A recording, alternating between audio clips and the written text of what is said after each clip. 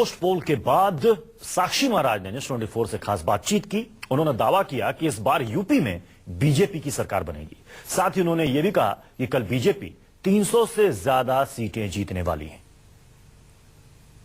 हमारे साथ है साक्षी महाराज। साक्षी महाराज जी, न्यूज़ 24 टुडे चाणक्य का जो पोस्ट पोल सर्वे आया है उसमें दिखाया गया है कि बीजेपी को 285 सीट आ रही है। आप क्या कहेंगे इसको? मुझे लगता है मैंने नारा दिया था, पार्टी नारा दिया था अब की बार 300 पार। 2014 में हमने नारा दिया था अब की बार मोदी सरकार सरकार हुई, हमने नारा दिया अब की बार 300 पार। तो मुझे लगता है 300 से ज्यादा सीटें बीजेपी की आनी चाहिए। लेकिन आपने भी, योगी जी ने कहा कि पश्चिमी उत्तर प्रदेश कश्मीर बन रहा है, आपने कहा कि अल्पसंख्यक में से मुसलमान को हटा देना चाहिए। ये ध्रुवीकरण नहीं है तो और क्या है? नहीं, ध्रुवीकरण नहीं है ये। जो लोग अपने का 20 करोड़ होने का दावा करते हैं तो अल्पसंख्यक दर्जे का कोई मतलब नहीं हुआ अगर उन्हें ये कहा तो। और पश्चिमी उत्तर प्रदेश पाकिस्तान बनता जा रहा है, कैराना कांधला जैसे कांड हो रहे हैं, तो कौन बड़ी बात है? सही बात कहना भी अपराध है क्या? अगर ऐसा कहा तो सही कहा।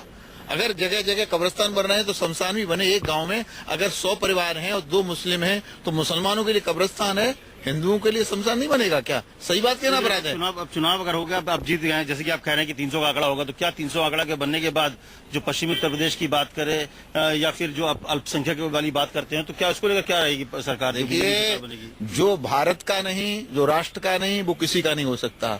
आप सरताज का मुबारकबाद दीजिए, उन्होंने कहा ये मेरा बेटा हो ही नहीं सकता। जो आतंकी है, जो भारत का नहीं, वो मेरा नहीं है। तो अब यही मुहिम चलेगी, सबसे पहले राष्ट्र है, जो राष्ट्र का नहीं है वो भारत का हो ही नहीं सकता। हम भारी संख्या में सरकार बनाएंगे और लोगों को राष्ट्रवाद का पाठ पढ़ाएंगे। लोगों के ये पूरा जो राष्ट्रवाद के पाठ है, जो मुस्लिम है उनको भी पढ़ाएंगे? बिल्कुल, भारत सबका है, हिंदू का भी है, मुसलमान का भी है। जितना हमारे लिए राष्ट्र आवश्यक है, उतने मुसलमानों को भी राष्ट्र आवश्यक है।